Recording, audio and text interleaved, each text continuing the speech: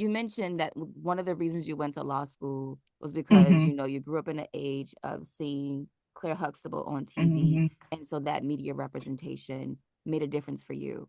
It did. What do you think it would have meant for you to have seen someone who was an author on television at that age? Was that Oh yeah.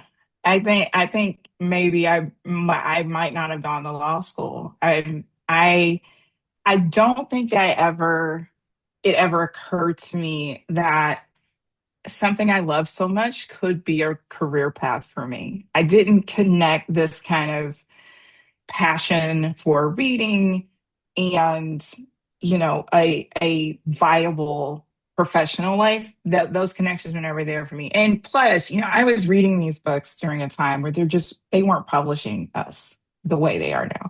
And so I didn't have not just media representations. The books I was reading by and large were not written by Black women and weren't mm, about Black characters because I loved romance and they just were not publishing us. I'll never forget seeing a Beverly Jenkins cover for the first time. It just completely blew my mind because I was reading so many historical romances and they were all white people. And I kind of internalized this idea that, oh, if it's a historical romance, it kind of has to be white characters because what kind of romance are they going to write about us? I just kind of mm, accepted that because that's what was presented to me. And then I see this beautiful Beverly Jenkins cover.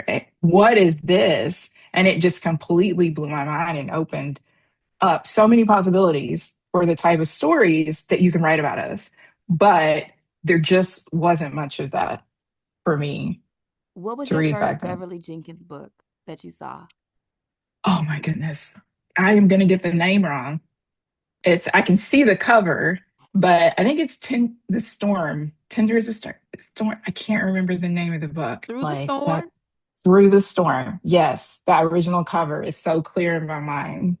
Um, yes, that's the first one I remember seeing.